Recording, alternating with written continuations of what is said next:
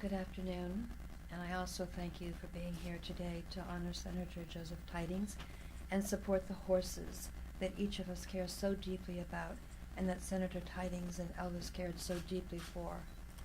The Tennessee walking horse breed is very special to me and bears the name of the state in which Graceland is located, in Representative Steve Cohen's district and hometown of Memphis.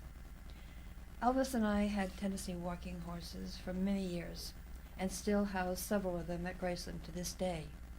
Much of the time Elvis and I spent together were involved with the horses we are so charged to protect. I want to especially thank the Citizens Campaign Against Big Lick Animal Cruelty led by Clancy for hosting this event, for honoring Senator Tydings, myself, Representative Cohen, Wayne Pacelle, and others here today. The ladies who have come forward to protest the animal cruelty and advocate for the horses are heroes. I'm especially grateful to everyone who stood up to protest the soaring and animal cruelty outside Big Lick horse shows in Tennessee, Florida, North Carolina, Elvis's home state in Mississippi, even the White House in Washington, D.C. I want to also thank Animal Wellness Action for making me aware of this event and encouraging me to attend today. Several years ago, I was made aware that the Tennessee Walking Horse National Celebration in Shelbyville, Tennessee, had been given a trophy at their event named the Graceland Challenge Trophy. I actually accepted that trophy. This trophy was awarded at the show in 1983 as one-time presentation. However, the show chose to utilize the Elvis Presley name for almost 30 years to add legitimacy to an event which is based on Big Lick animal cruelty by presenting the trophy year after year. I did not know this was taking place. It was not something that the Presley family approved or would ever approve of. And when I learned about it in 2013, I requested the Tennessee Walking Horse National Celebration return the trophy to Graceland, where it currently resides and is retired. It's been quite some time since I've been to Washington, D.C., nearly 5 years. Not long after, I asked for the trophy to be returned. I started becoming very active in the Sound Horse movement to end soaring and to pass the Prevent All Soaring Tactics Act that would eliminate the use of the large stacked heels, or shoes, stacked heels, that's what I wear, that would eliminate the use of the large stacked shoes and ankle chains that are integral to the soaring process.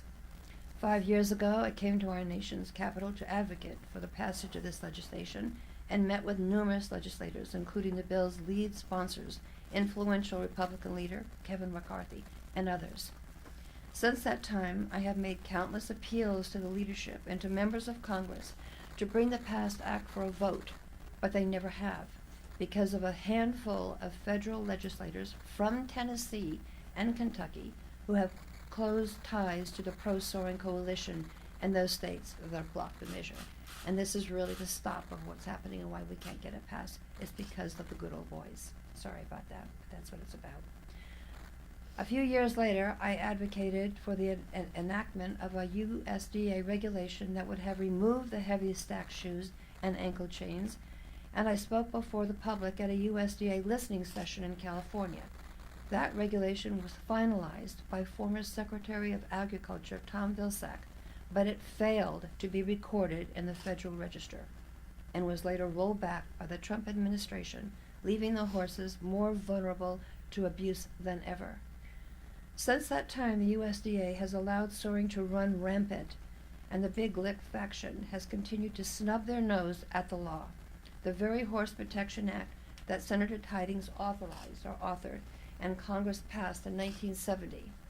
Senator Tydings spent 48 years following the passage of his law, still trying to clean up the Big Lick animal cruelty racket and protect the horses.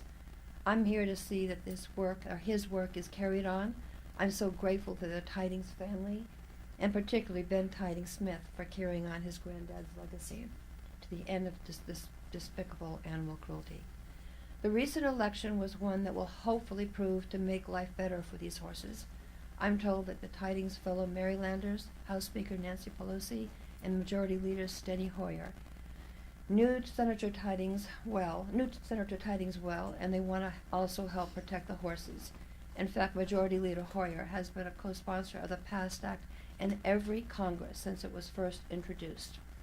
Last month, the PAST Act reached the 290 co-sponsor mark in the House, a number that is significant under the new rules, and one that shows at least 2/3 of the House publicly supports the legislation that's also endorsed by the American Horse Council, American Veterinary Medical Association, American Association of Equine Practitioners, a National Sheriff's Association, and countless other groups and individuals across the nation.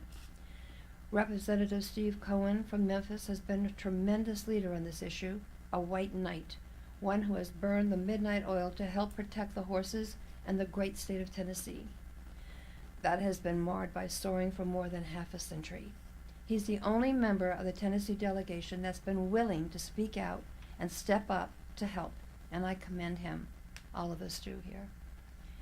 Along with Reps Ted Yoho from Florida, Kurt Schrader from Oregon, and Senators Mike Crapo from Idaho, and Mark Warner from Virginia, who have also championed this effort. With the Democrats now in the majority in the House, the time has come to bring this legislation and the horses the vote they have so long deserved.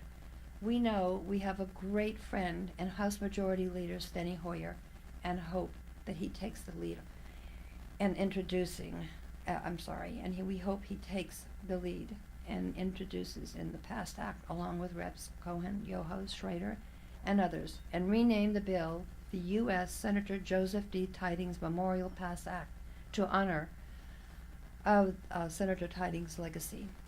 I also ask that Speaker Pelosi, Mr. Hoyer, and House Energy and Commerce Committee Chairman Frank Pallone swiftly expedite the vote that will prove the majority of Americans stand with us on this issue. Timing is ripe, and the majority of Americans want to see Congress work to protect these iconic American horses upon whose back our country was built. Now, in saying this, the horses do not need these things for a gait, a high gait. They come naturally. So, I don't know if all of you know, but they have a natural gait. It's a beautiful gait. And for this to happen, for these things on their feet, I wish every one of you can come here and try to lift this. And this is what they're going through.